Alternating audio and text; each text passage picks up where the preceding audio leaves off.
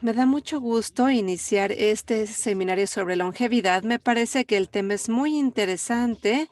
He trabajado ampliamente y durante mucho tiempo en este módulo de longevidad para médicos, de modo que tengan toda la información que habían soñado tener sobre cómo vivir más con hormonas y otros tratamientos. Y tenemos también opciones de interpretación simultánea en español, en francés, y también tendremos interpretación de ucraniano, nada más que tendrán que hacer clic en ruso, por favor. Entonces, me da mucho gusto tener médicos ucranianos que están participando el día de hoy en este webinario. De modo que vamos a empezar, por favor. La longevidad normal es nacer, crecer, llegar a la adultez media, y a partir de ahí empezamos a envejecer para después morir.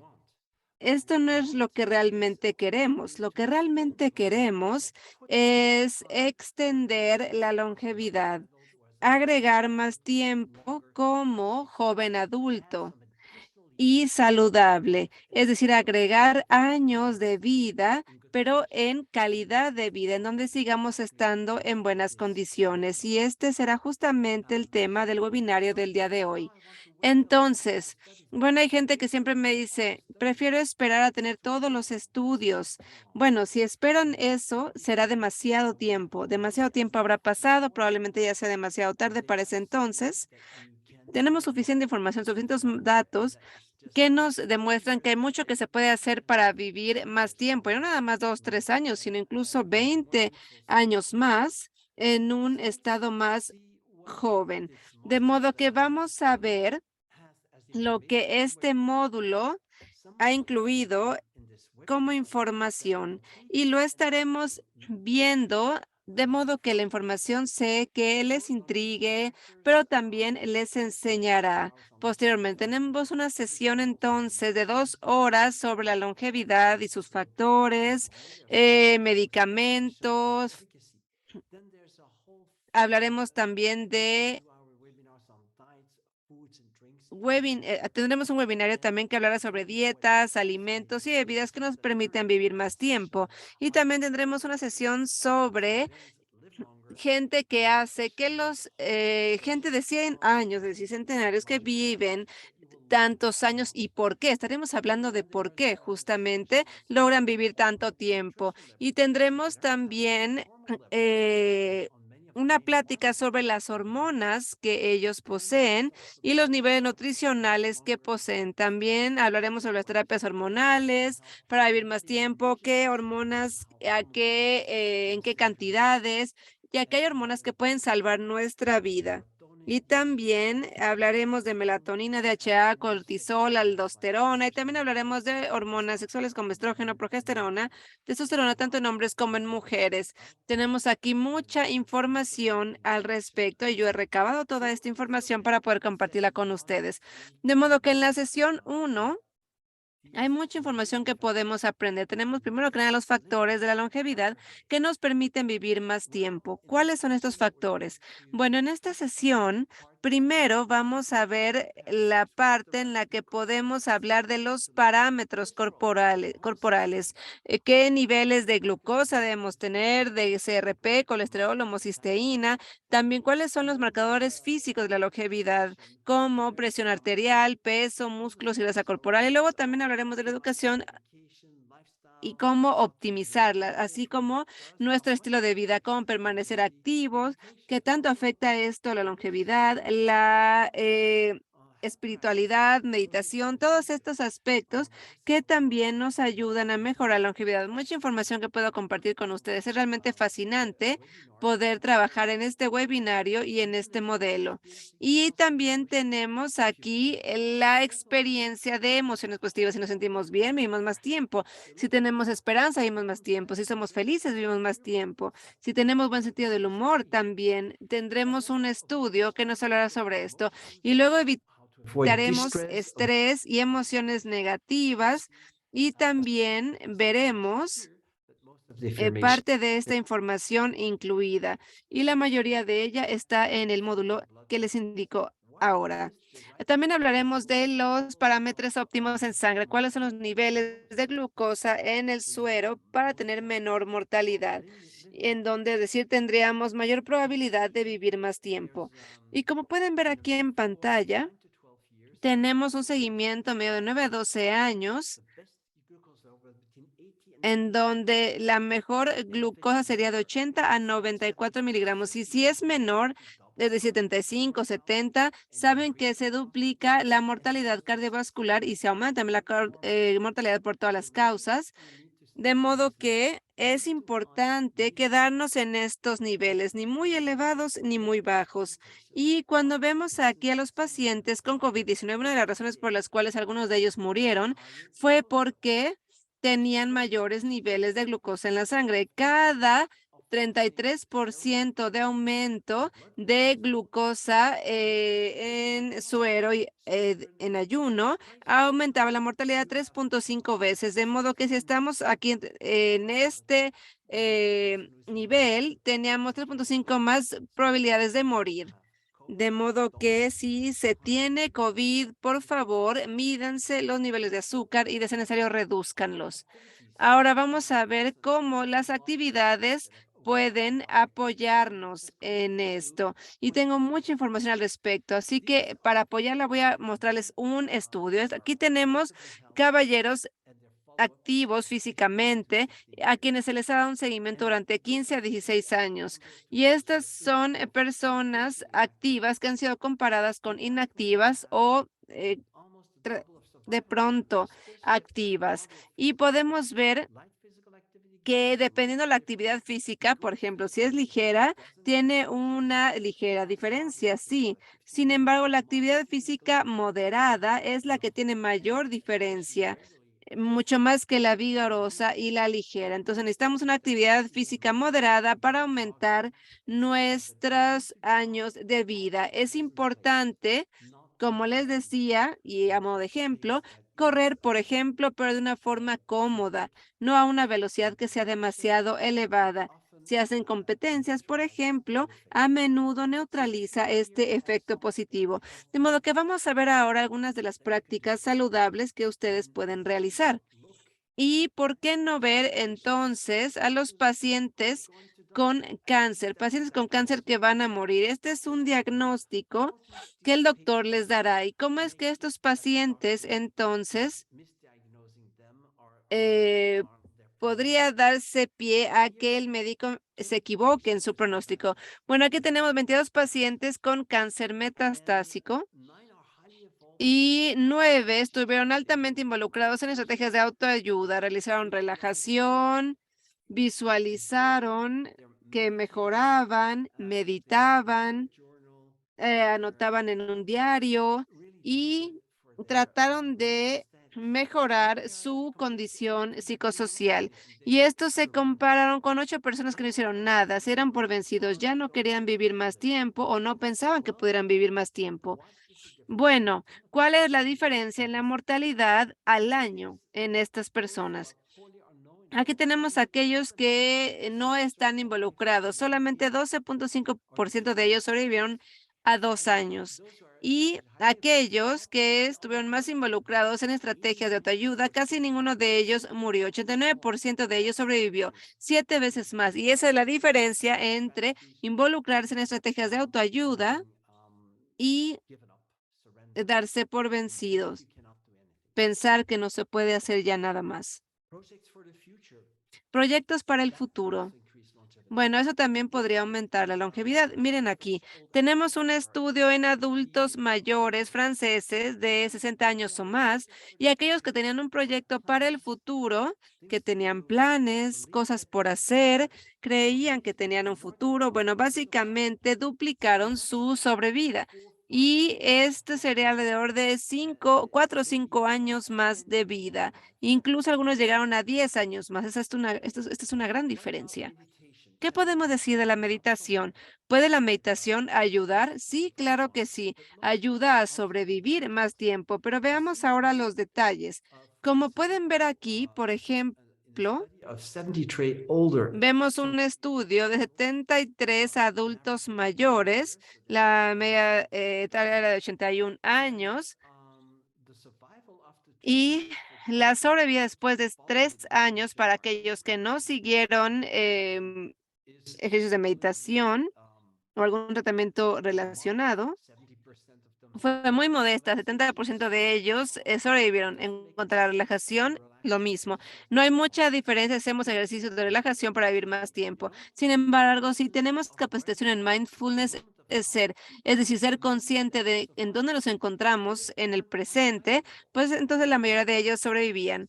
Pero a un mayor nivel, si querían realmente realizar la meditación trascendental, es decir, que no nada más estamos en el ahora, sino que sentimos también el pasado, el futuro, es como un momento de eternidad. Esa trascendencia marcaba la diferencia. 100% de los adultos mayores de 81 años seguían vivos 3 años después de practicar esta actividad.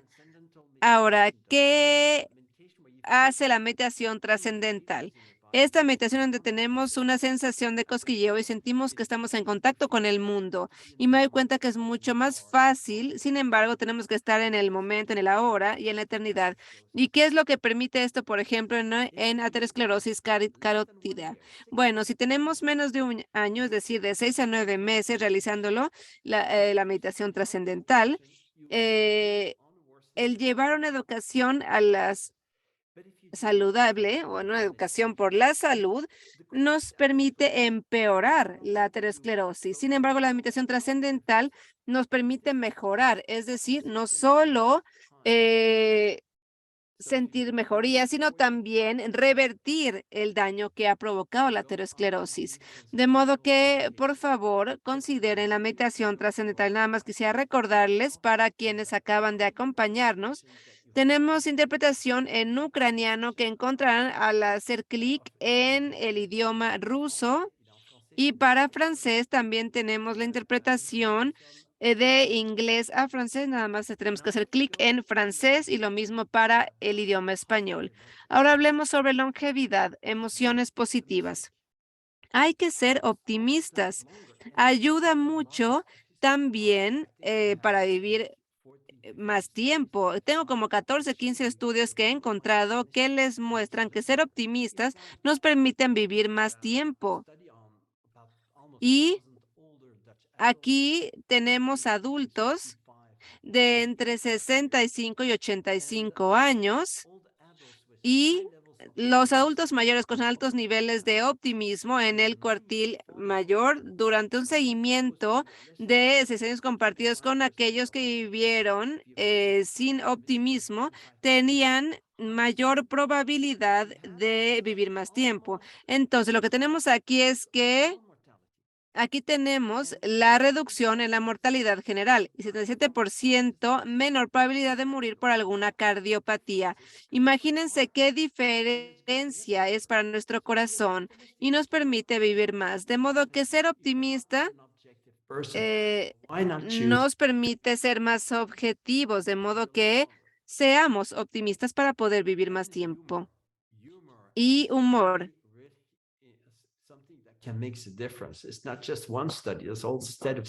Y estos estudios no nada más es uno, como le decía, son varios los que yo he encontrado al respecto. Ahora, en cuanto al sentido del humor, tenemos 50% de mayor nivel de sentido del humor, lo que representa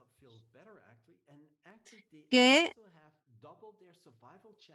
se puede duplicar la probabilidad de sobrevida, de modo que ayuda mucho vivir más tiempo si se tiene el buen humor. ¿Pero qué tipo de buen humor? Bueno, el disfrutar de las cosas y, bueno, el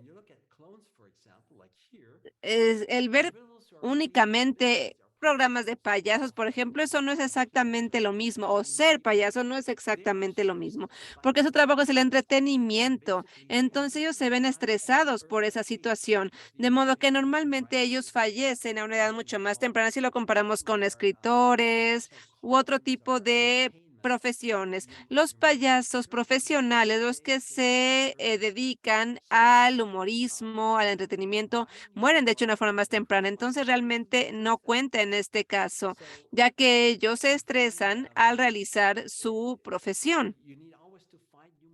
De modo que siempre tenemos que, porque siempre tienen que andar buscando nuevo material, etcétera. Así que más bien traten de disfrutar el humor, traten de ver las situaciones humorísticas de la vida.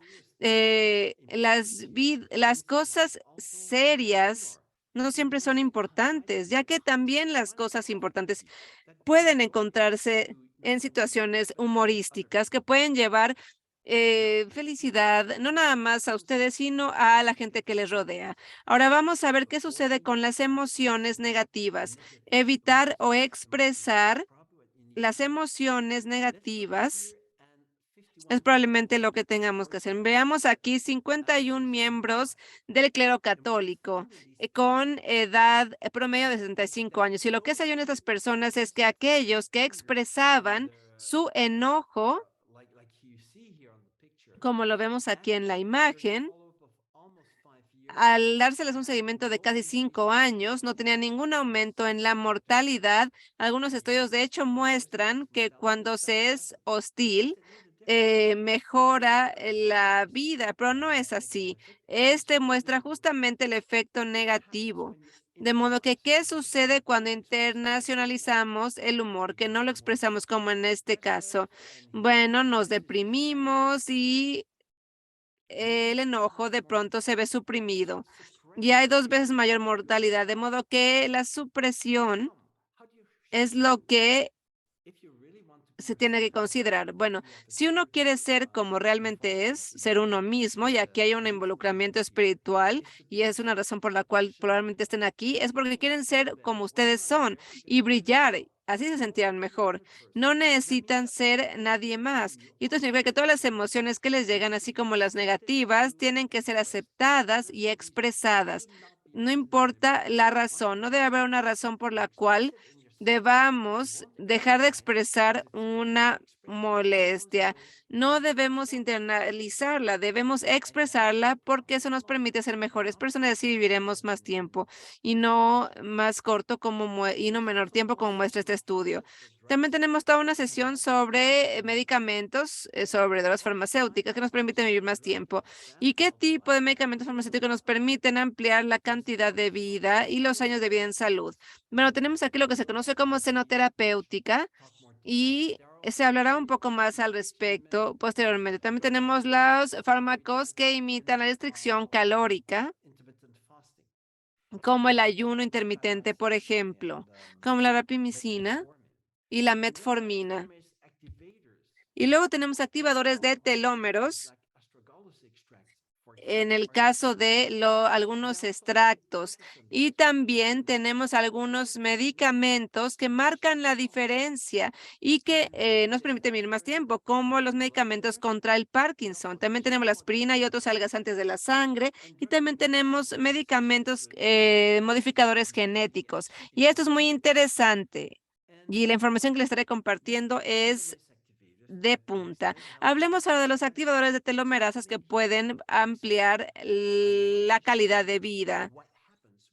Les voy a mostrar lo que sucede cuando tomamos selenio y CoQ10. Este es un estudio que se realizó durante 42 meses en adultos mayores de Suecia, el rango etario era de 70 a 80 años, y usaron selenio.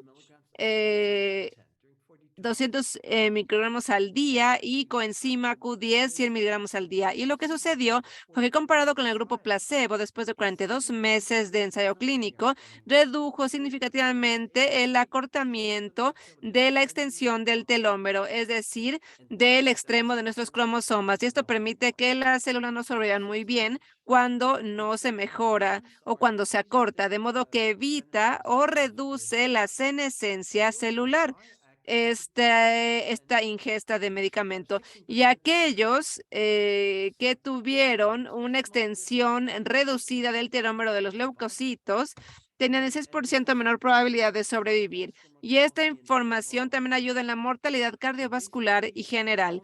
De modo que básicamente es importante que no se reduzca la extensión del telómero leucocítico. Me parece que ese ensayo clínico, así como otros similares con la misma dosis de selenio y de coenzima Q10, mejoraron la mortalidad 30 a 40%. No estoy seguro de la cantidad, sin embargo, era un resultado muy impresionante. Y lo que vemos aquí es que la extensión del telómero leucocítico no se redujo ligeramente en aquellos que estaban tomando selenio, los 100 microgramos, más coenzima Q10, 100 miligramos al día. Y no podemos realmente revertir el envejecimiento con los activadores de telómeros, incluyendo el selenio y la coenzima Q10. Bueno, podemos ver contra placebo que si hay una reversión y aparte se evita que siga recortándose esta extensión. De modo que si ustedes pudieran agregar algún producto que incluya el selenio y la coenzima Q10, podrían volver a alargar los telómeros leucocíticos, ya que activarán a su vez la enzima que lo permite. Vamos a hablar ahora sobre qué debemos comer para vivir más tiempo.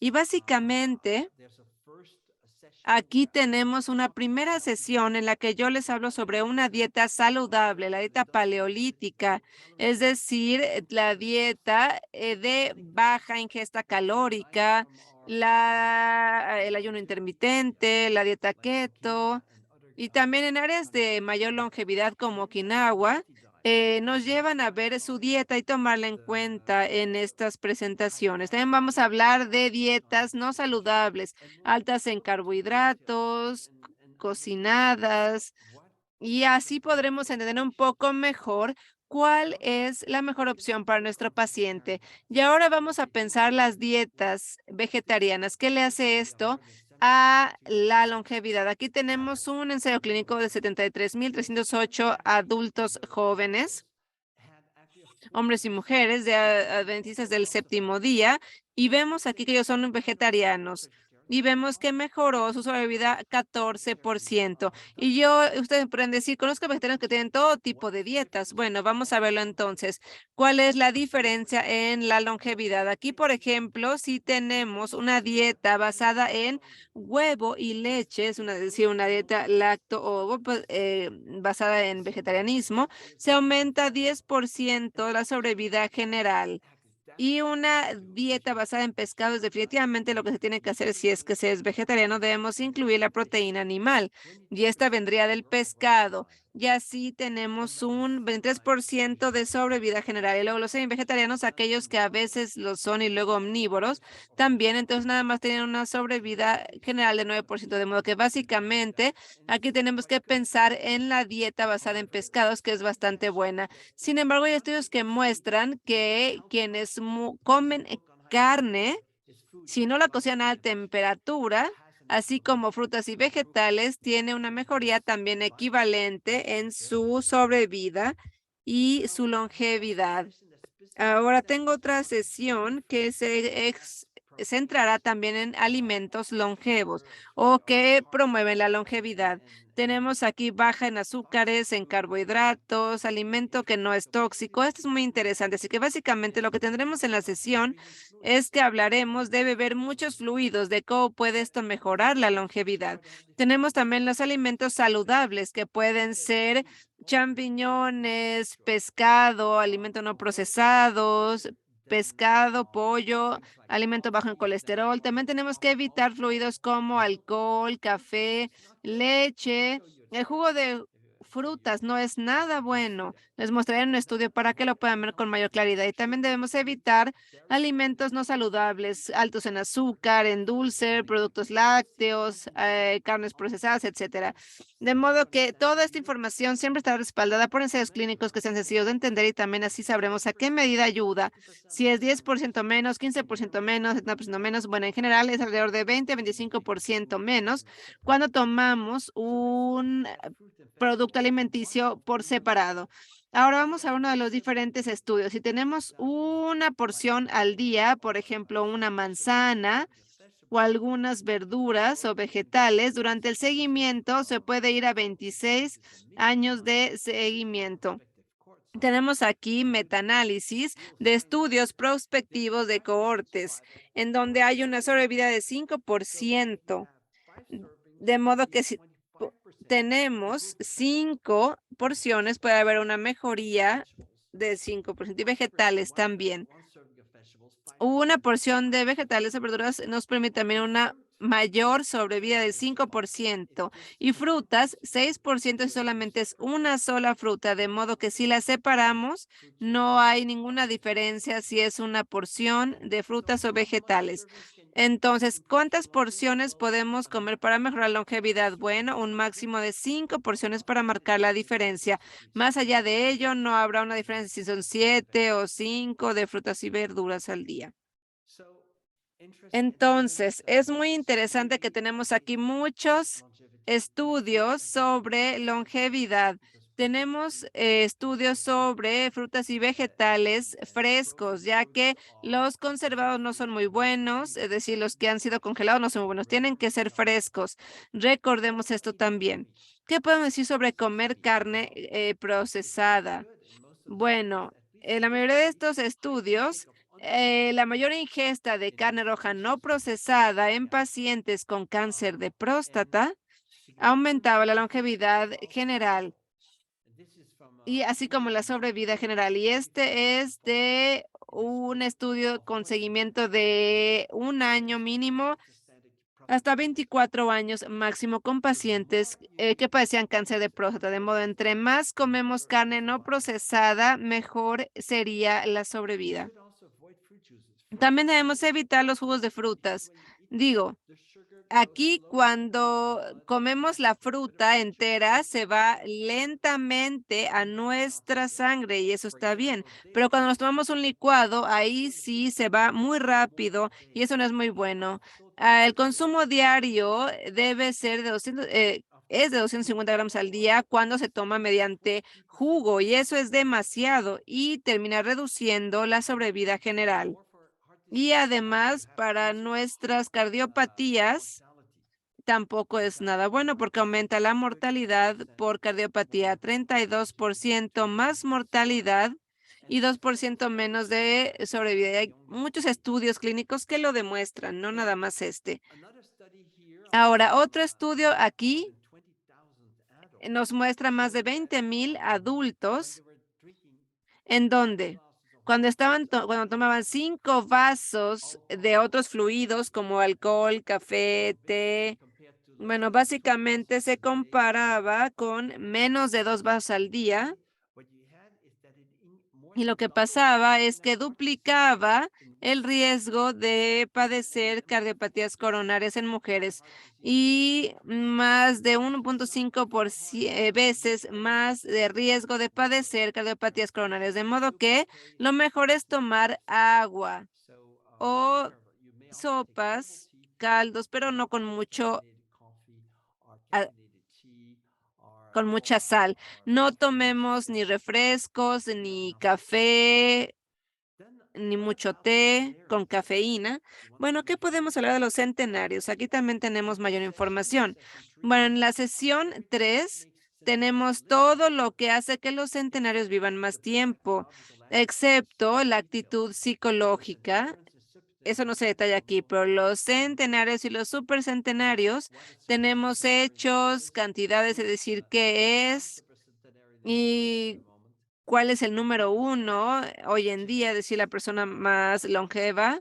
Y hablaremos también del aspecto genético, por qué o qué es lo que permite una gran longitud de los telómeros leucocitarios en ese tipo de personas. También hablaremos de su vida social, cuánto tiempo viven activamente, cuál es su condición económica, si son más sociables. Hablaremos también de las características funcionales, cómo han mejorado, y también hablaremos de su microbiota intestinal y qué comen. También hablemos de las características mentales que están favorecidas en los centenarios. Así que les revisaré rápidamente estos detalles, ya que hay mucha información valiosa al respecto. Y luego tenemos las características psicológicas positivas. Hay una presentación al respecto muy, muy buena, el tener una actitud positiva, y eso es lo que ayuda a los centenarios. Y esa es mi conferencia favorita porque se aprende mucho al respecto. Yo tengo una gran admiración por los centenarios, ya que, que los que son muy activos y muy positivos. Además, duermen mejor en general y tienen mejores características físicas. Tienen además comorbilidades muy reducidas. Hasta los 90, casi ninguno de ellos tiene ninguna enfermedad. Y muy pocos de ellos padecen cáncer. Y yo les mostraré que tenemos aquí un 0.4% menos de padecer cáncer, imagínense. Vamos a ver aquí a Lucille Randon. Hasta el día de hoy, bueno, ella es una hermana que nació en 1904 y es una super centenaria que tiene 118 años de edad, 267 días de vida. Nació en febrero, el 11 de 1904. Ella ha sido monja durante más de 75 años y actualmente es la cuarta persona que ha sido registrada con una edad tan avanzada. Tiene casi 119 años. También es la segunda persona europea más mayor después de Jean Calment, que tiene 112 años y es la cuarta persona más longeva que incluso sobrevivió a la COVID-19. Hace 2 años sufrió de COVID-19, fue contagiada y sobrevivió en el hospital. Así de fuerte es ella. Y también tenemos datos sobre cómo sobrevivir a COVID, es decir, qué es lo que permite que la gente sobreviva al COVID. Y hay supercentenarios que también estuvieron en la gripe española y sobrevivieron, así como en estos casos hubo algunos que sobrevivieron a la COVID-19 gracias a su inmunidad. Ahora vamos a ver las características mentales de los centenarios. Una de ellas, bueno, aquí tenemos centenarios portugueses, más de 1526, y fueron examinados y alrededor de 80% de ellos tienen relativamente buena memoria y 43% de ellos presentaban apenas una ligera dificultad para recordar, es decir, siguen teniendo un muy buen estado cognitivo. Pero también tenemos otras características como limitantes físicas mayores. Bueno, aquí la vista no era muy buena y la movilidad tampoco lo era tanto. 84% de ellos no podían realmente subir las escaleras fácilmente o caminar. También podían tener problemas para vestirse, 81% de ellos, de modo que la mente es lo que les ayuda a vivir más tiempo. Y bueno, aquí podemos ver que tienen menor inflamación. Tenemos 86 centenarios comparados con 30 adultos saludables de edad media y normalmente, entre menor la inflamación, por ejemplo, las que aparecen en pantalla, interleucina 6, menos de 6 picogramos por mililitro, la endotelina 1. Entonces, todos estos parámetros de inflamación los tenían más reducidos, así como la coagulación sanguínea, que estaba en muy buenos números en el caso de ellos, de modo que estos centenarios tienen mayor inflamación. Para mejorar la sobrevida, esto es muy importante. De modo que si tenemos personas adultas mayores con inflamación, debemos abordarlo inmediatamente para poder mejorarlo. Y lo primero para ello sería una dieta baja en calorías. Si tenemos una persona inflamada y le ponemos una dieta baja en calorías, pueden terminar con un CRP menor de 3, lo cual es increíble. Entonces, si hay una persona inflamada, que coma menos y que no coma alimentos inflamatorios, que coma verduras y carne, por ejemplo. Esto es perfecto para reducir la inflamación. Ahora, ¿qué podemos decir de las dietas en las regiones donde hay más centenarios? Bueno, no tengo tiempo de hablarlo a detalle. Lo que sí les puedo decir es que Okinawa es una isla en el sudeste de Japón que tiene muchos centenarios y se investigó la dieta de ellos, pero también los que están en el norte de Pakistán, también gente de Upsakia o en Georgia, y también tenemos una región en Ecuador que lo que tienen en común es la dieta baja en calorías. Ahora vamos a ver algunas de estas actitudes positivas de los centenarios. Si vemos aquí los centenarios, tienen una actitud muy positiva, como aparecen aquí en la imagen. Se ven maravillosos, ¿no lo creen? Espero que ustedes sean así cuando cumplan 100 años.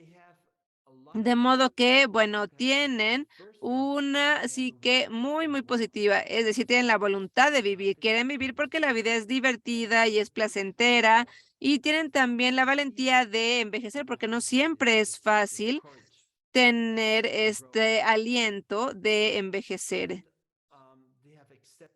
Y también son personas que han aceptado la situación. La aceptación les permite vivir en el momento, son muy expresivos y hay muchos temas también, son positivos, son felices, se adaptan fácilmente, incluso a la muerte de sus hijos y de sus cónyuges, también tienen un significado, le encuentran significado a su vida, tienen mejores reacciones ante el estrés y también tienen poder de voluntad, saben lo que quieren. No se puede cambiar su mente cuando realmente quieren algo, y normalmente es algo positivo lo que buscan. También son personas muy sociables y tienen fe religiosa, son personas creyentes y pueden creer en la naturaleza, no tiene que ser una creencia en algún dios. Y también tienen espiritualidad. Y yo les puedo decir que la espiritualidad es algo que nos permite ser mejores personas y es muy fácil conectar. Yo a menudo no lo entiendo, es simplemente cuestión de sentirlo, de dejar de bloquear las percepciones. Tenemos que hacer un esfuerzo por ser espirituales, y esto nos ayuda a vivir más tiempo. Y luego tenemos esta sensación de libertad y de juventud, de modo que, se sienten más jóvenes por dentro, digo, tienen 100 años, pero se sienten como personas, veinteañeras, y luego tienen ese espíritu que está lleno de humor. Ahora vamos a ver, la aceptación. Aquí tenemos estudios que se han realizado en Tokio en, personas mayores de 95 años de edad, y entre estas personas normalmente vemos aceptación de ellos, así como de sus vidas. Incluso aceptan que van a morir, eso no los hace infelices. Y esta es una aceptación natural y es uno de los tres temas predominantes que podemos ver. Si aceptamos es mucho más fácil vivir. No podemos de todos modos hacer nada al respecto ante lo que va a pasar. Entonces, ¿para qué protestar? No perdamos el tiempo protestando. Y también les gusta vivir en el momento, en el presente, en el ahora. No están pensando en el futuro como la mayoría de la gente, como yo lo hice muchos años. De modo que estas personas mayores de 95 años de edad vivían en el momento, disfrutaban el ahora. Y esto es realmente algo que trato que los pacientes aprendan a hacer porque les ayuda mucho. Incluso eventos sencillos son muy, muy emocionantes. Lo que nos sucede es lo mejor que nos podría suceder. También les gusta tomar ligeras decisiones sobre su vida, y este es uno de los aspectos dominantes, que su vida diaria se conforma de momentos preciados. Y después tenemos el afecto positivo, las emociones positivas. Los centenarios realmente son personas positivas, les gusta estar, a uno le gusta estar con ellos porque irradian positivismo y ellos ven siempre la vida positiva del, de la vida, la parte feliz. Y cuando consideran que lo que sucede o más bien cuando consideran lo que sea de una forma positiva, les ayuda a que valga la pena seguir viviendo, ya que consideren que su vida es preciada a cualquier costo. Podrían perder una pierna, sin embargo, seguirán siendo positivos. Ahora, tenemos gente que ya entendió cómo vivir y estas personas son los centenarios. El optimismo, en este caso, en un estudio clínico, muestra que en un gran cuartil de mujeres, eh, al estar en un nivel bajo de optimismo, había una menor probabilidad de sobrevida. En el caso de las mujeres, mayor optimismo, mayor probabilidad de sobrevivir a la edad de 85 años. Y los hombres, 1.7 veces. De modo que hay que ser optimistas. Es muy aburrido y deprimente el ser pesimista todo el tiempo, así que es mejor ser optimista porque encaja mejor con nuestra personalidad. Y luego el permanecer activos. Miren, si no permanecemos activos con el tiempo, tenemos mayor riesgo. Así que hay que mantenernos activos de forma intelectual y física. Así que cuando somos centenarios o cuando hemos visto gente centenaria, nos damos cuenta que el promedio de 40% de los centenarios hacen ejercicio de hobby o de voluntariado, de modo que es gente que casi no descansa y son más activos que la mayoría de las personas con 85 a 90 años. Luego tenemos la sesión sobre los centenarios y sus niveles hormonales y lo que vemos es que tienen relativamente mayores niveles, es decir, mantienen una actividad melatónica y tienen una actividad tiroidea. Tenemos el T3, T4 libre en suero elevado, el TSH en suero bajo y también mantienen una actividad del cortisol, así como una actividad de DHA. Y también tienen una mayor actividad de la hormona de crecimiento. En el caso de las mujeres, sobre todo, a la edad de 80 años. Ahora, probablemente haya mayor cantidad de oxitocina y una actividad de testosterona mantenida, sobre todo en el caso de las mujeres que mantienen altos niveles de testosterona, así como actividades que nos permiten tener el estrógeno y la progesterona activa.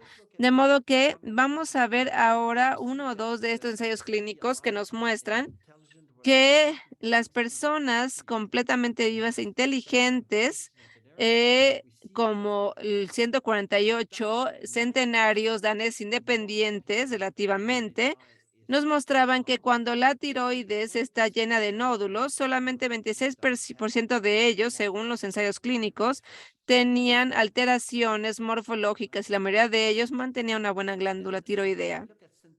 Y si vemos aquí centenarios, personas entre 105 y 110 años de edad, vimos que si había niveles T3, T4 en suero, libre en suero, reducidas, y la TSH reducida, así como los niveles de T4 libres elevados, comparado con,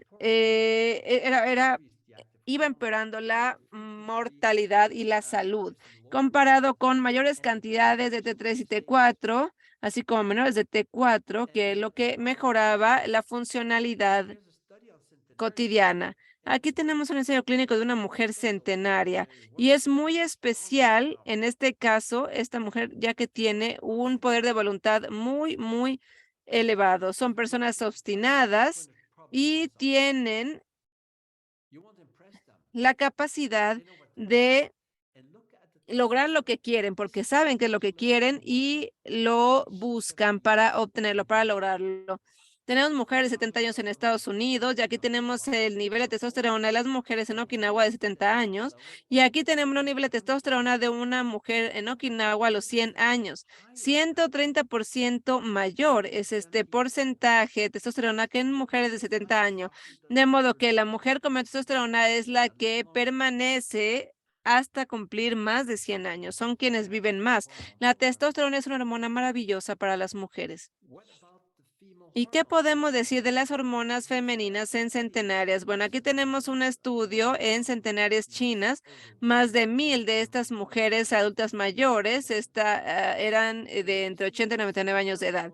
Y cuando vemos aquí la mujer centenaria comparada con mujeres de 80 a 99 años, tienen 63% mayor estradiol en suero, niveles de estradiol en suero. Y vemos que probablemente eso sea lo que permite que viva más tiempo, ya que muchos ensayos clínicos que muestran que el estradiol permiten que la mujer viva más tiempo. Y luego hay tantos estudios que no, bueno, me da tiempo de mostrarles todos. Sin embargo, es muy interesante también ver los niveles de micronutrientes en centenarios. Y vemos entonces que la vitamina A está elevada en centenarios saludables, la vitamina A y la vitamina E, que probablemente es la que les ayuda a vivir más tiempo, en este caso en italianos centenarios. Y para poder ser objetivo, debo mostrarles otro estudio en Sardinia. Sardinia es una de esas regiones en donde hay más centenarios que en otras áreas de Italia. Y aquí realmente no se encontró la diferencia una diferencia muy pronunciada con vitamina A. ¿Pero qué podemos decir de zinc y selenio? Bueno, aquí tenemos centenarios chinos, 78 de ellos saludables, en donde tenían suficientes niveles de zinc y selenio en uñas, de modo que no iba reduciéndose como en los adultos mayores regulares. Y vimos también que el darle selenio con coenzima Q10 les ayuda a vivir más tiempo y a tener telómeros más largos, lo cual a su vez les ayuda a vivir más tiempo y evita que los telómeros se reduzcan en su longitud, porque, bueno, hubo un ensayo clínico que muestra que la longitud de los telómeros de los adultos jóvenes en promedio se mantenía prolongada, de modo que esto era muy impresionante y probablemente contribuye a la longevidad de los centenarios cuando vemos buenos niveles de zinc y selenio. Y luego tenemos las sesiones 5, 6 y 7 sobre la extensión de vida con terapias hormonales. Tenemos estrógenos, progesterona, testosterona, insulina, tiroides, DHEA, hormona de crecimiento IGF-1, hormona de crecimiento, melatonina. Y esas son las razones por las cuales se puede corregir esta deficiencia con la edad. No nada más para que la gente se sienta mejor, sino también para que la gente viva más tiempo y tenga menos enfermedades relacionadas con la edad. Ahora vamos a ver la hormona del crecimiento. Aquí tenemos un ensayo clínico en adultos que tenían deficiencia de la hormona de crecimiento. Como pueden ver aquí, tenemos un paciente con obesidad y con ojeras y bolsas en los ojos. Y tenemos que se duplicó la mortalidad por todas las causas o mortalidad en general, excepto muertes por cáncer. Y vemos que el tratamiento de la hormona de crecimiento no debe darse durante mucho tiempo, pero al invertirla se mejora la mortalidad en general. Y en promedio, el recibir el tratamiento a 1.5 años permitió una mejora y en promedio marcó la diferencia para una mejor sobrevida. También les voy a hablar de la relación entre las hormonas y los síndromes de envejecimiento temprano como la progeria. Ahora, la progeria es un síndrome que provoca el envejecimiento en adultos y algunos muestran las hormonas que están elevadas y la eficacia parcial que nos proporciona recetarle terapias de reemplazo hormonal, pero solamente en algunos estudios, porque solamente hay muy pocos de ellos que nos hablan de esto.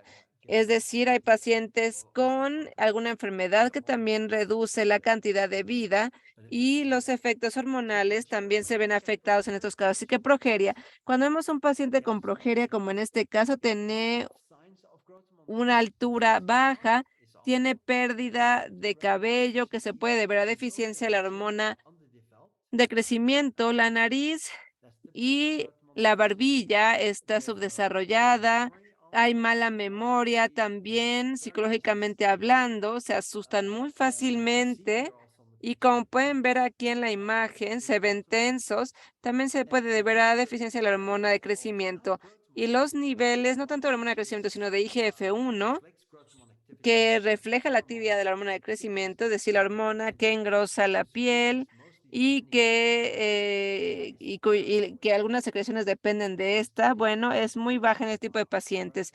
Y en estudios, cuando tenemos una hormona de crecimiento que aumenta el IGF-1, entonces crecen y se sienten mejor. Y si tenemos, bueno, otro caso de progeria aquí, podemos ver que tenemos aquí una excreción de ácido hialurónico, que es típico en estos pacientes. Pero los niveles hormonales de hormona de crecimiento nos lleva a niveles muy bajos de IGF-1 y a índices metabólicos basales aumentados. Entonces, con el tratamiento de hormona del crecimiento, en estos casos de progeria, mejora el crecimiento lineal y de forma paradójica, que es lo que nos espera con el tratamiento, que reduce la tasa metabólica basal, lo cual también apoya el cuerpo. ¿Y qué podemos decir de la terapia tiroidea? Bueno, aquí tenemos a un adulto críticamente enfermo y aquellos que no sobreviven en enfermedades críticas como esta es porque tenía un nivel reducido de T3 y T3 libre y esto bloquea entonces la acción tiroidea. It actually they have until from day 5 on. Y de hecho, aquí el TSH, cuando permanece no alterado, así como el T4 y T3, nos permite tener una sobrevida de 0.001. Y los pacientes enfermos gravemente sobreviven porque hay un aumento de la hormona tiroidea. Hay muchos estudios que muestran que entre un T3 más bajo, mayor mortalidad habrá, hasta 3 veces más incluso en ocasiones. Ahora vamos a hablar sobre los anticuerpos tiroideos. Vamos a ver este estudio con tiroiditis por Hashimoto, en donde aumenta 40% el riesgo de morir por causas desconocidas, principalmente suicidio. Y también aumenta 70% la probabilidad de morir por enfermedades cardiovasculares. De modo que no es saludable tener esta enfermedad. Y para mejorar podemos dar selenio y en mis conferencias veremos en qué cantidades. Es importante también recetar hormonas tiroideas como parte de ese tratamiento para reducir los anticuerpos tiroideos. Y aquí tenemos un ensayo clínico sobre hipertiroidismo en pacientes cardíacos. Cuando tenemos un T3 bajo, menor a 3.1 picomoles por litro, seguimos entrando en rango, sí, sin embargo, por debajo de lo normal. De modo que en este tipo de pacientes hay 4 veces menor probabilidad de sobrevivir, de modo que es una diferencia muy importante. Hay que tener una cantidad suficiente de hormona tiroidea para poder estar en niveles más elevados de T3. Ahora, el T3 más bajo fue el mayor predictor de muerte por todas las causas, incluso que el colesterol y la edad serían las fracciones ventriculares bajas. ¿Qué podemos decir de la terapia melatónica? En pacientes con cáncer metastásico, después de un año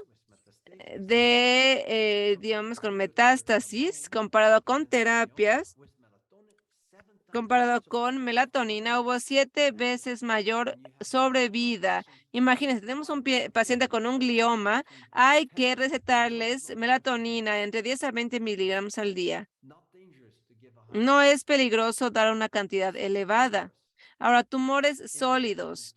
Tenemos la interleucina 2 únicamente como tratamiento. No hay una gran sobrevida, sin embargo, 3 veces más cuando agregamos melatonina al tratamiento. Y luego tenemos aquí el cáncer de células, el cáncer pulmonar de células no pequeñas. Tenemos mayor sobrevida cuando se le da melatonina junto con la quimioterapia. De modo que aquí lo que es muy interesante es que en el caso de los tumores sólidos y la interleucina más melatonina nos permite mejorar la sobrevida. Y siempre hay que dar entonces de 10 a 20 miligramos de melatonina en pacientes con cáncer, sobre todo si hay metástasis. Y podemos dar hasta 250 miligramos de forma segura. Esto lo voy a explicar más adelante en otras sesiones, cuando les puedo decir qué se puede hacer con la melatonina y los casos de cáncer. Hay todo un módulo sobre ello. Aquí tenemos la terapia con DHEA, la dosis terapéutica que nos permite ampliar la cantidad de vida. A los 25 dejamos de producir esta hormona cada vez más y vemos que la gente que ha muerto es porque tenía niveles de sulfato de DHA en suero 61% menores. Y bueno, por ejemplo, yo estoy tomando DHA, lo cual es muy bueno. Así neutralizo el mayor riesgo de morirme a los 65. Y si se muere en 4 años, en el caso de estos pacientes, veíamos que el sulfato de DHA en suero seguía estando muy reducido. Entonces, si es 65 años, si se tiene 65 años o más, por favor tomen DHA, es lo mínimo que pueden hacer de 10 a 20 miligramos, depende de nuestra agenda. ¿Y qué podemos decir de la terapia de cortisol? Bueno, expande la vida a una dosis fisiológica, no se necesita demasiada, pero en situaciones de emergencia se puede restar un poco más porque ayuda y mucho. Entonces, es básico mantenerse vivo. Y si tenemos una desaparición total de cortisol, se muere uno en 24 horas debido a una crisis por Addison, hipoglucemia grave e hipotensión. La presión arterial cae y los niveles de glucosa caen de forma catastrófica y se muere uno como resultado. De modo que no podemos vivir sin cortisol. Y aquí, por ejemplo, los pacientes que sufrieron un infarto de miocardio agudo y murieron en 30 días tenían 30% menos niveles de cortisol en suero, y aquellos que estaban en los niveles más bajos de cortisol, al 25%, entonces había 9 veces mayor mortalidad en 30 días. De modo que, ¿por qué no recetar cortisol con DHA? Con DHA siempre como protección. ¿Qué podemos decir la sobrevida a ACVs? Aquí tenemos niveles bajos también de cortisol. Entonces, si tenemos aquí un ACV isquémico, aquellos pacientes que tenían niveles o muy bajos o muy elevados tenían una mortalidad aumentada de 1 año. De modo que no debemos estar por debajo de los 93 o 200 nanogramos o mililitros, lo cual sigue estando dentro del rango de referencia porque este es el rango de referencia. Ahora, ¿qué podemos decir de los estrógenos, de la hormona femenina? Bueno, también extienden la vida en dosis fisiológicas. Y aquí tenemos mujeres, en este caso una mujer sometida a una histerectomía, que es cuando se remueve, se extirpa el útero. Y vemos aquí entonces son mujeres con posmenopausia y que se han sometido a, a histerectomías. Y después de un seguimiento de 10 años tenemos un aumento de riesgo de muerte prematura en una muestra de 21.933, 149 mujeres. Vimos que este riesgo terminó traduciéndose en 32.519 muertes en exceso, y esto se hubiera podido evitar recetando estrógeno, y esta mortalidad es debido a cardiopatías principalmente, pero una terapia de estrógeno podría mejorar esto y revertirlo. ¿Y qué podemos decir de la sobrevida, de la supervivencia a un trauma? Cuando se sufre un trauma, ¿se puede dar tratamiento con progesterona? Sí, claro que sí. Hay estudios en donde se recetó progesterona y se muestra que ha mejorado en pacientes con trauma craneal. En este caso, con placebo, tenemos más de 50% de reducción en la mortalidad cuando la progesterona intravenosa se recetó. Es más o menos 2 veces 100 miligramos y a veces 350 por kilo de la persona. Entonces, para pacientes con trauma cerebral, así es como funciona. Y si hay, y ellos, cuando han tenido un problema mediano, no tan severo, pueden sobrevivir con ese tratamiento cuando el trauma cerebral es el moderado. Bueno, ¿qué podemos decir ahora de la testosterona en hombres? Aquí tenemos una sobrevida cardiovascular, y lo que provoca el tratamiento de testosterona es que en esta muestra de más de 800 hombres que tienen niveles muy bajos de testosterona inicial, es decir, por debajo del límite de jóvenes. Y este es un estudio prospectivo, de modo que después de 3 años de seguimiento, les dio terapia de testosterona, y comparado con aquellos que estaban bajo testosterona sin el tratamiento, hubo 26% más eventos cardiovasculares adversos, 27% menos de riesgo de infarto de miocardio y 35% menor riesgo de mortalidad. De modo que sí marcó la diferencia en temas cardíacos. Y el corazón es una bomba llena de músculos y responde muy bien con la testosterona. Si hay un infarto, se necesita testosterona, y ese tipo de tratamiento ya lo he explicado en situaciones de emergencia que le proporcionan a la gente una mejoría en el caso de necrosis intestinal. ¿Qué podemos decir de sobrevivencia en casos de COVID-19? Bueno, aquí podemos ver que la testosterona total en suero, y este fue un estudio clínico en hombres, y lo que podemos ver aquí es que si tienen una testosterona baja, de alrededor de 50% menor que el límite bajo en los hombres, que ya sería muy bajo, y si hay hombres con estos niveles, podemos ver que la unidad de cuidados intensivos se veía en un aumento de recepción de pacientes cuando la testosterona era muy baja, lo cual significa que es una forma muy severa de COVID-19, mientras que si estaban en 5 nanomoles o más, no había tanto riesgo de terminar en la unidad de cuidados intensivos. Y la mortalidad incluso aumenta un poco más. Si estamos en 5 nanomoles o más, tenemos una enorme probabilidad ¿ah? De no morir por COVID-19. Y casi no hay mortalidad si estamos por arriba de 5 nanomoles, así que por favor que no esté muy baja la testosterona total. ¿Y qué podemos decir de las mujeres? Aquí vamos a concluir con ello justamente. Aquí tenemos la arteria coronaria.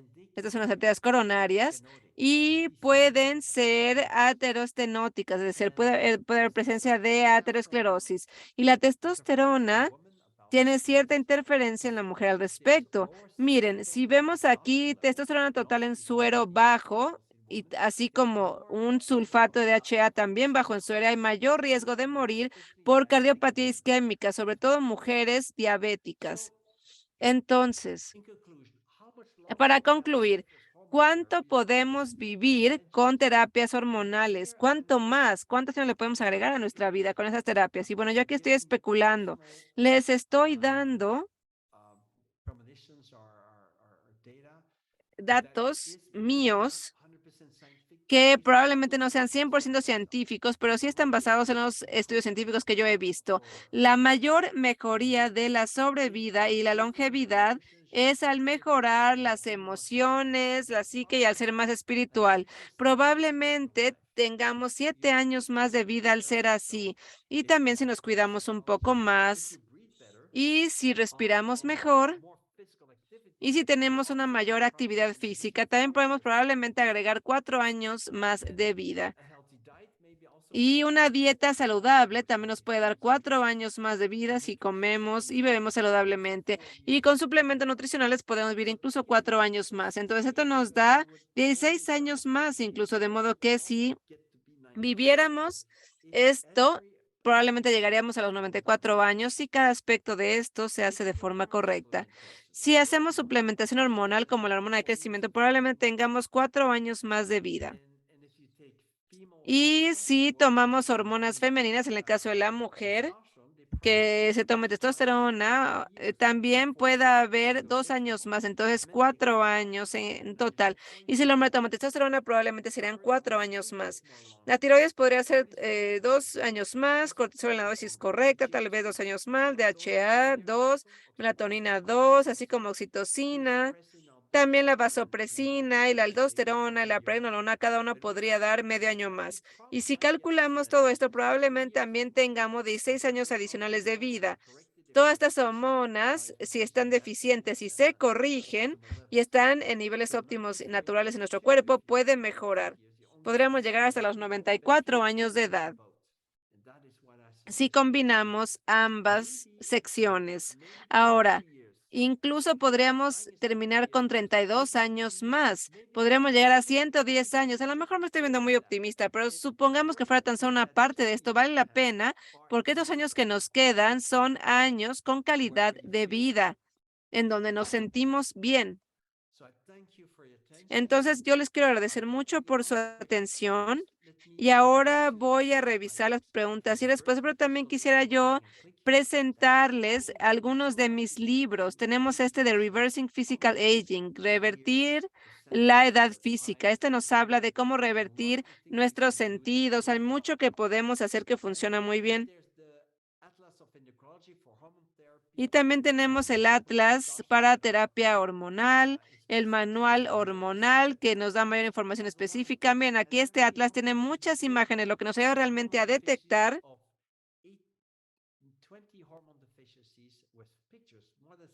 y obviamente con estas imágenes, que son como 150 o más, incluso podemos ver qué pasa cuando hay un exceso hormonal, un faltante hormonal, y es muy importante. Si queremos ser expertos en la terapia hormonal, es importante saber cómo estaba el paciente y cómo va a ir cambiando con el tratamiento.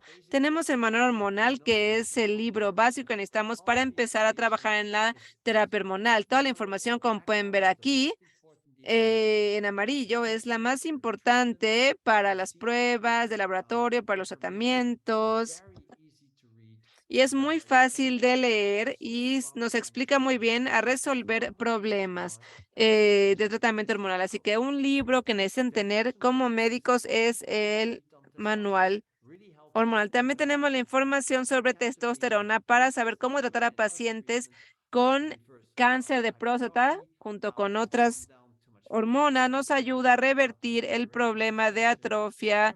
eh, y toda esa información la podrán encontrar aquí, así como otra, siempre con referencias y temas prácticos. Y luego también tenemos aquí nuestro módulo de aprendizaje electrónico y también tenemos un programa de posgrado muy útil en donde aprendemos sobre la terapia hormonal de una forma muy interesante, muy sólida, con muy buenas referencias. Y en el primer año tenemos, por ejemplo, infecciones por COVID-19, inmunidad, trastornos inflamatorios, cómo revertir la edad física, que es la más importante. Y aquí tenemos también la suplementación de hormonas femeninas, la fatiga crónica y el agotamiento. Y todo médico debe tener esta información sobre nutrientes también, sobre dietas, etcétera. Y luego tenemos aquí los diagnósticos por tiroides, el tratamiento, melatonina, testosterona en hombres y mujeres, muy bien explicado, aparece aquí de modo que pueden realmente tener acceso a ello. Y tenemos también módulos en español traducidos y también tendremos todos los módulos disponibles en ese idioma. Luego tenemos aquí el ciclo 2 de la consulta de terapia hormonal. Si quieren tomar un curso, debería ser este, por favor, se lo recomiendo, porque es el más interesante y este nos dará información muy práctica sobre hormonas adrenales, DHA, cortisol, aldosterona, pregnenolona, también la hormona de crecimiento, que es muy interesante, también trastornos psicológicos. Yo creo que cualquier psiquiatra, pero cualquier clínico debe conocer esta información sobre cómo la terapia hormonal mejora la ansiedad, la depresión, el estrés, la esquizofrenia, etcétera. Y luego tenemos la longevidad que acabo de concluir, de modo que en los siguientes 2 días ustedes encontrarán todo esto en la página web con otros cursos y capacitaciones. Tenemos alrededor de 7 de ellos. Y también podemos hablar un poco más sobre obesidad, cardiopatías, etcétera. Y no olviden también, por favor, que podemos tener cada sesión de forma separada, de modo que solo nos interesa una, podemos comprarla como longevidad, no sé, en el caso, ¿no? Que esta es muy interesante, ya que recibirán información necesaria como médicos, incluso como no profesional, como nutriólogo. Es muy interesante lo que tenemos aquí.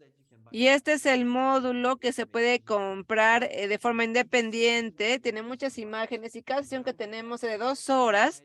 Y aquí nos permite también tener los PowerPoints, las referencias, es información muy sólida. Y también tenemos terapia hormonal, tenemos información desde Ucrania. Esta academia de gestión global de la edad o Global Age Management Academy tiene una muy buena traducción al ucraniano, al ruso, de modo que tenemos médicos, tanto rusos como ucranianos, que podrían aprender mucho. Y aquí tenemos la terapia justamente durante la consulta que se acaba de concluir, así como otros módulos que vamos a terminar pronto. Así que tendrán esta información para aquellos que la necesiten en ruso, en ucraniano.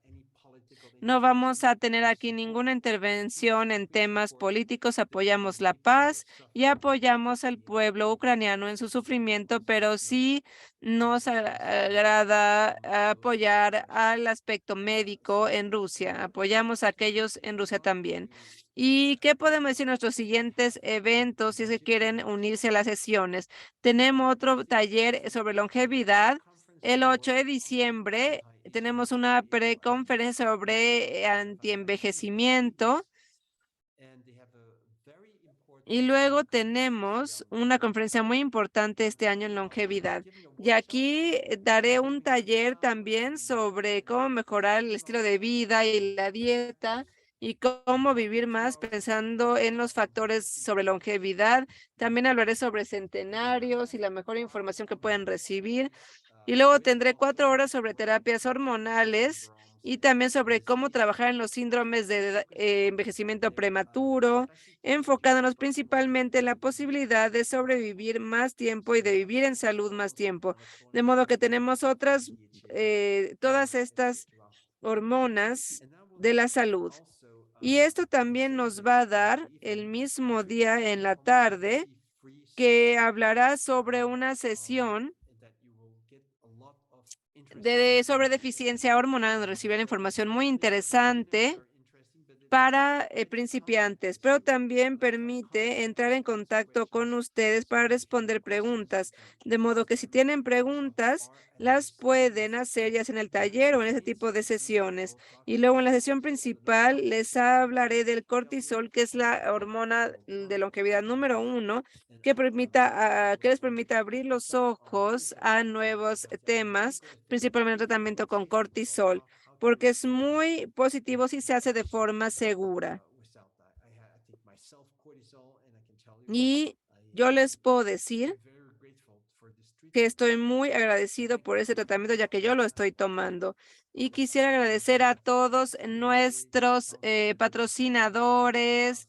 Tenemos aquí a Cualevita, Diagnost, etcétera, quienes nos están ayudando. Y también quisiera agradecer especialmente a todos los médicos y profesionales de la salud, así como las organizaciones, por compartir este evento gratuito con sus redes y que han entrado en contacto con nosotros para poder recibir esta información. Nos encanta trabajar de la mano con ustedes.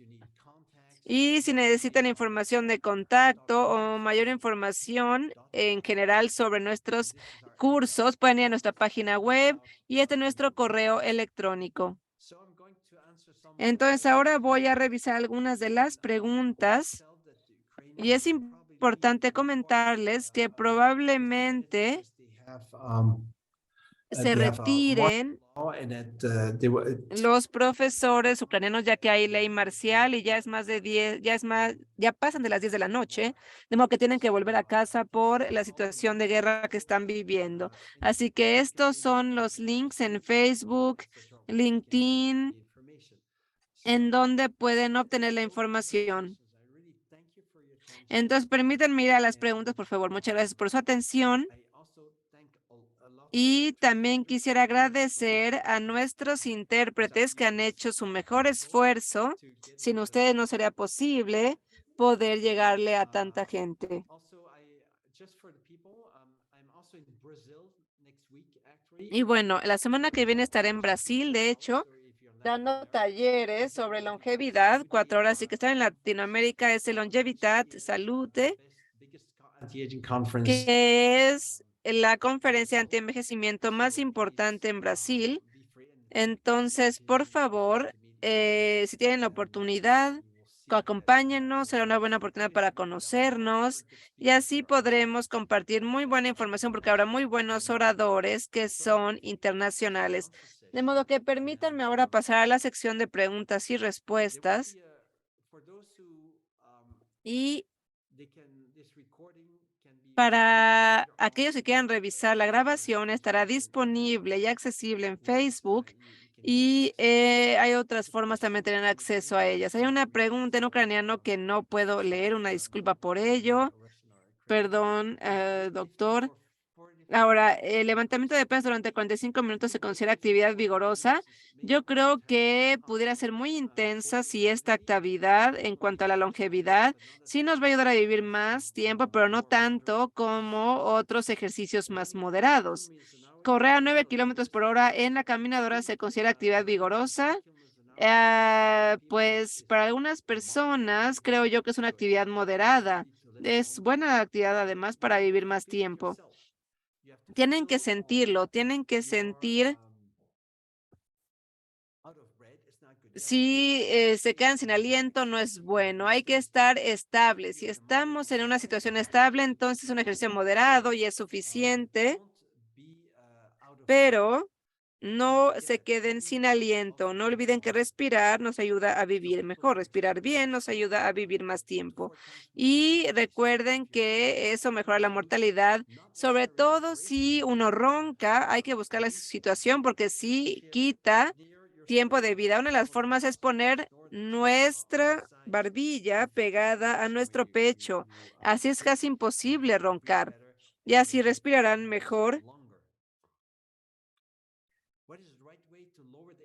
¿Cuál es la mejor forma de reducir los niveles fijadores de la hormona sexual? Bueno, esta es una proteína que lleva las hormonas sexuales, principalmente las masculinas. Si está muy elevada, mantienen las hormonas en sangre elevadas. La mejor forma de reducir esta hormona fijadora es modulando la testosterona. Si corregimos la deficiencia de testosterona, mejoramos los niveles de SHBG, es decir, de la hormona fijadora. Y hay que tomar más agua para poder diluir más la SHBG. De modo que hay personas que tienen un SHBG elevado solo porque no toman suficiente agua. Así que tomen mucha agua, por favor, y tomen suficiente testosterona, la que deban tener. Y la progesterona microgenizada puede usarse también cuando no tengamos la opción de supositorios. La pregunta aquí como tal es, ¿pueden las cápsulas de Utrogestan usarse como supositorios para el caso de que no podamos conseguirlos de otro modo? Bueno, si los usamos como supositorios y se quedan dentro, se tendrá una absorción de las cápsulas micronizadas porque se absorbe vaginalmente, de modo que sería una buena opción. Y bueno, la otra pregunta es, ¿cuáles son los valores correctos de dihidrotestosterona en hombres, DHT? Bueno, en el hombre promedio debería ser alrededor de 750 picogramos por mililitro. Pero aquí podemos ver que no es la dihidrotestosterona, es decir, los rangos de referencia están entre 300 y 1000 picogramos por mililitro de dihidrotestosterona, es decir, la hormona masculina. Sin embargo, es mejor usarla como para metabolizar y esto en los hombres deberían tener un valor a 17, de 15 a 17,000 picogramos por mililitro y en mujeres 3 nanogramos o 2 nanogramos por mililitro. Y aquí tenemos una serie de pruebas que no vamos a poder revisar a detalle. Tenemos aquí estradiol bajo, progesterón normal, IGF-1 se ve muy bajo y el IGF-BP3 muy elevado, testosterona está bien, de modo que es un hombre porque hay alto nivel de testosterona, pero muy bajo para ser hombre. Y de la testosterona también está un poco bajo, así como la globulina fijadora también está muy elevada y el PSA total está muy elevado también. Y la próstata es 80 gramos, de modo que probablemente esto sea porque en cierto momento este caballero tenía niveles de estradiol muy elevados, ya que tal vez tomaba demasiado café, cafeinado o tomaba muchas bebidas alcohólicas o padece de obesidad. De modo que hay 3 factores que aumentan la próstata porque aumentan el estradiol. ¿Cómo podemos reducir entonces la hipertrofia? Bueno, al colocar supositorios de progestina en el recto y dar una dosis de 150 miligramos mínimo para una hipertrofia tan importante. Y así podemos convertir la testosterona en estradiol. ¿Y qué podemos decir de las bebidas de soya? Bueno, yo les recomiendo no tomarla porque las bebidas de soya en mujeres tal vez sea un poco mejor, pero en hombres bloquea los estrógenos de la soya, bloquean los receptores de testosterona y reducen la producción de testosterona. De modo que el problema aquí es que tendríamos disfunción eréctil como resultado si toma, por ejemplo, 1 litro de leche de soya. Entonces se puede tomar 2 veces al mes, pero definitivamente no todos los días. ¿Y cuál es el mecanismo para reducir la mortalidad cardiovascular? No, realmente no me sé, bueno, de la coenzima Q10 son muy elevados y cuando es así el corazón acumula esa coenzima y sí aumenta las contracciones del corazón y esto afecta a los radicales libres y probablemente el mecanismo de acción es justamente el que reduce, es hacer que el corazón bombee mejor para que la sangre llegue a todo el cuerpo. ¿Cuál es la relación de IGF-1 e IGF-BP3 correcta? Es difícil saberlo porque las referencias van cambiando y son muy diferentes dependiendo si es hombre o mujer, pero básicamente si se expresa en microgramos por litro, el IGF-1 y el IGF-BP3 tendría que ser 1 de IGF-1, 1 microgramo por litro, a 10 microgramos por litro de IGF-BP3. Entonces, algún contenido en Internet sugiere que el calostro funciona para aumentar la hormona de crecimiento. Si es una observación válida, también funciona en microdosis alternativas de mecasermina. Probablemente contenga IGF-1, pero no estimulantes de la hormona de crecimiento. Y es por esto que funciona parcialmente. Es difícil absorber el IGF-1 del colostrum. Sí podría de pronto funcionar, pero creo que el mejor tratamiento es mejorar el IGF-1, pero en jóvenes que no pueden crecer, tanto mujeres como hombres jóvenes, se propone que beban lácteos y yogur porque son ricos en IGF-1 y otros factores de crecimiento y crecen mejor con él. De modo que esa es la única excepción que yo hago porque normalmente no me gustan los productos lácteos en pacientes. ¿Qué podemos decir del selenio y del zinc? En algunas personas puede provocar el crecimiento de tumores. Bueno, no conozco estudios que nos digan que altos niveles de zinc o selenium puedan provocar tumoraciones. Probablemente en cultivos de laboratorio, pero definitivamente no, hasta donde yo sé, ni en mi experiencia. Es muy seguro dar selenio y zinc. El único problema con el zinc es que podría provocar arritmias si la dosis es muy elevada. Pero el selenio es muy seguro para el corazón. Si tenemos 200, 400 o hasta 600 microgramos al día, no es dañino al parecer. Y en China, por ejemplo, en algunas áreas, hay tanto selenio que la gente incluso ingiere 700 microgramos por litro, al día, perdón, sin ningún problema. ¿Cómo puedo comprar el atlas? En la página web. Puede comprar el atlas vía internet y se le enviará rápidamente. Muchas gracias por su gran prestación. ¿Recomienda recetas de testosterona en hombres con peso alto? Sí, sí lo recomiendo. La testosterona no va a aumentar el PSA, el antígeno específico prostático. Si no tenemos demasiado estrógeno,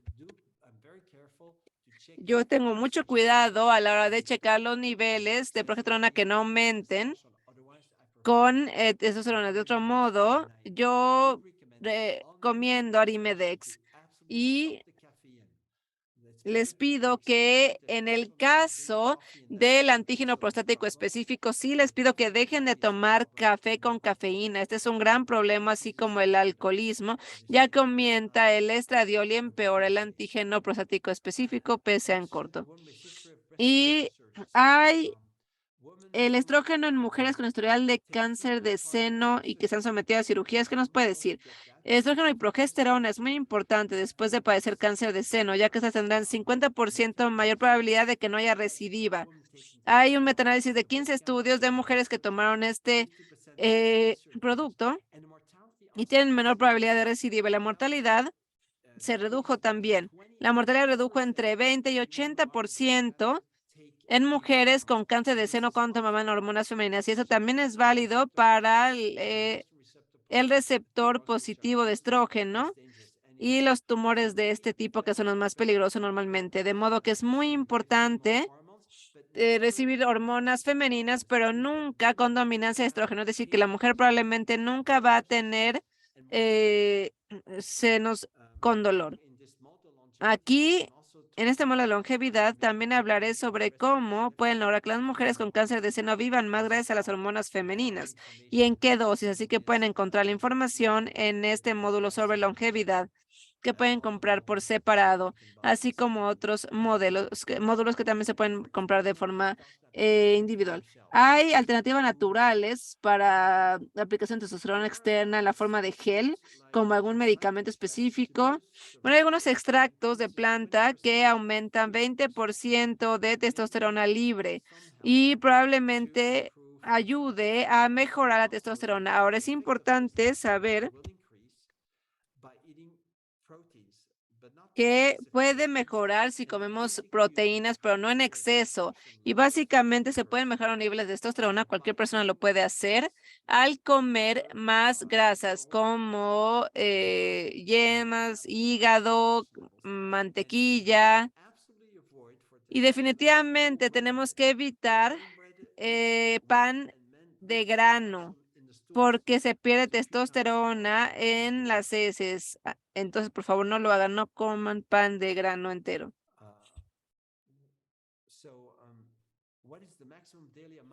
¿Y cuál es la cantidad máxima de toma de hidrocortisona por día en hombres y mujeres? El promedio de toma de hidrocortisona en hombre y mujer, bueno, en mujeres 20 miligramos al día, para un promedio, un tamaño promedio normal de mujer y 30 miligramos al día de hombres, con una cantidad similar de DHA, 20 miligramos de DHA en mujeres, 30 miligramos para hombres. Y en hombres de 35, se puede ir hasta 35 miligramos y en mujeres hasta 25 o 30, ya máximo. Hay una pregunta sobre los péptidos natriuréticos auriculares. Bueno, no tengo mucha experiencia yo con estas hormonas. No podría comentar mucho al respecto. Normalmente, cuando aumentan es un problema cardiovascular. ¿Hay algún estudio disponible que establezca la relación entre los patrones neurocinéticos y el movimiento y el funcionamiento de las glándulas generadoras de hormonas? No estoy seguro de entender la pregunta. No sé si sea una pregunta sobre hipercinética o dificultad de movimiento. Y esto es típico para una función tiroidea baja. Cuando el lóbulo izquierdo es más lento en el cerebro, tenemos una tiroides baja en general, anda a niveles bajos la tiroides. Ahora, la gente con hipotiroidismo se ponen hipocinéticos con terapia tiroidea.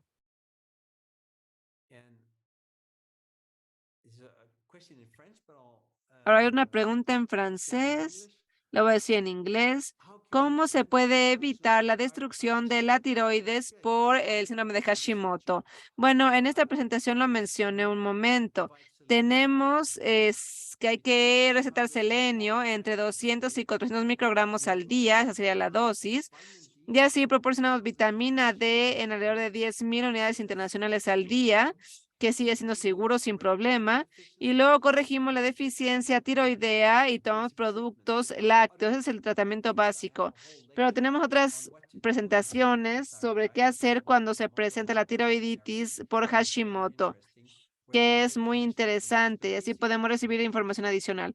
Pero básicamente cada intervención puede reducir los anticuerpos 20%.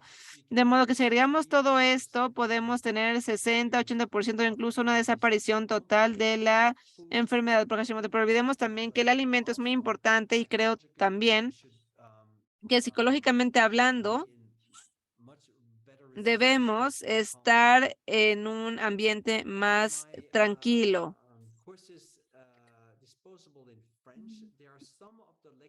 Ahora, las presentaciones están disponibles en francés. Hay algunas en la página web disponibles en francés. Y también en la página web LIMS, que es la del laboratorio, también tenemos información que es LIMS, LIMS. Ahí pueden encontrar más información en francés. La mayoría, sin embargo, por ahora están en inglés y en español o en ucraniano. ¿Qué tan a menudo se revisan las pruebas de laboratorio? Cada 6 meses en promedio. Muchas gracias por su gran presentación, doctor. Y quisiera preguntar cómo ayudar a pacientes con enfermedades neurodegenerativas como Parkinson. Bueno, también hay conversaciones y presentaciones sobre qué hacer en el caso de Alzheimer, Parkinson, etcétera. Se puede hacer mucho en el caso de Parkinson. Ahora, para los tremores es un poco más complicado. Sí se puede detener, pero revertirlo es un poco más difícil en mi experiencia. Pero se puede revertir, eso sí, la demencia que empieza a desarrollarse.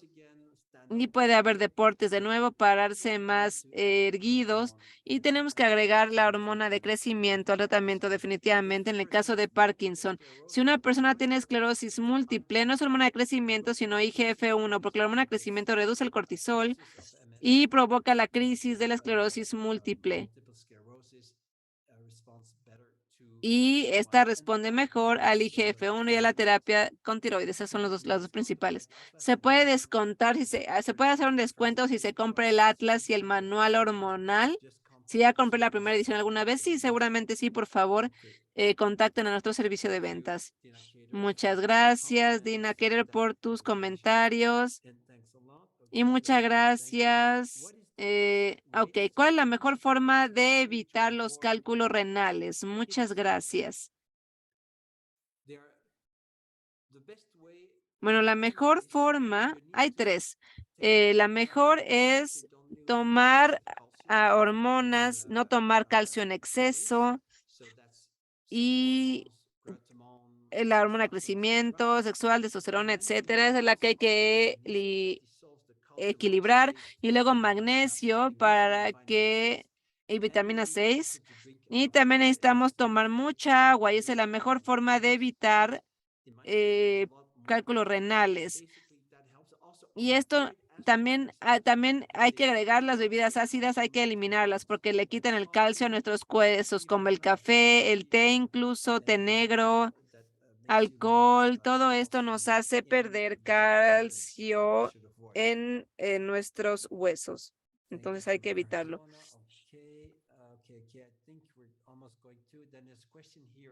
Ok. Luego hay una pregunta aquí en español.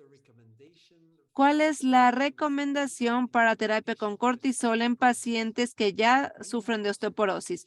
Bueno, cuando tenemos osteoporosis, tenemos que tomar hormonas anabólicas, vitamina D, calcio y evitar bebidas ácidas. De modo que hacemos todo esto si evitamos el café, si comemos suficiente proteínas, pero no demasiadas, porque esto puede afectar. Y si evitamos la leche y tenemos una buena dieta, entonces podemos tomar hormonas anabólicas, testosterona, estrógeno, progesterona, hormona de crecimiento, que marcan realmente la diferencia, estas hormonas. Y luego podemos mejorar con una dosis de DHA, no sé, 20 miligramos de hidrocortisona, 20 miligramos de DHA y ya las hormonas anabólicas, y entonces ya estará bien. Entonces, sí, ¿cuál es el protocolo para suplementar estrógeno y progesterona en una mujer menopáusica? Bueno, normalmente desde el primer día del mes se lo damos hasta el día 25 del mes. Estrógeno y progesterona juntos. De modo que así no habrá menstruación y también les damos, por ejemplo, 2 miligramos de estradiol transdérmico en la mañana y después del 1 al 25 día del mes 100 miligramos de progesterona micronizada. Y este será el tratamiento promedio que las mujeres menopáusicas reciben y se sienten bien. Y hay que dejarlo 5 días antes del final del mes para evitar el cáncer de seno. Y luego la última pregunta es, ¿Puede el consumo de sales biliares para piedras en la vesícula aumentar el riesgo de inflamación pancreática o estomacal? Bueno, no tengo yo mucha experiencia en la ingesta de sales biliares. No sé si inflama el páncreas o el estómago. Yo no he visto esa situación, la verdad. Yo le he dado esto a pacientes y con el tratamiento. Es un muy buen tratamiento para aquellos que tienen, que ya se les ha removido, se les ha extirpado la vesícula, pero en cuanto a lo demás no puedo comentar realmente. Bueno, creo que hemos terminado y quisiera agradecer de nuevo a los intérpretes de español, francés y ucraniano. Muchísimas gracias de verdad por su interpretación. Lo han hecho muy, muy bien. Pulgares arriba, felicidades. Espero que hayan disfrutado esta presentación, esta sesión y no olviden que pueden volver a revisar este webinario en una de nuestras páginas web. De modo que nos vemos muy pronto. Que estén muy bien, cuídense mucho y muchas gracias por haber asistido.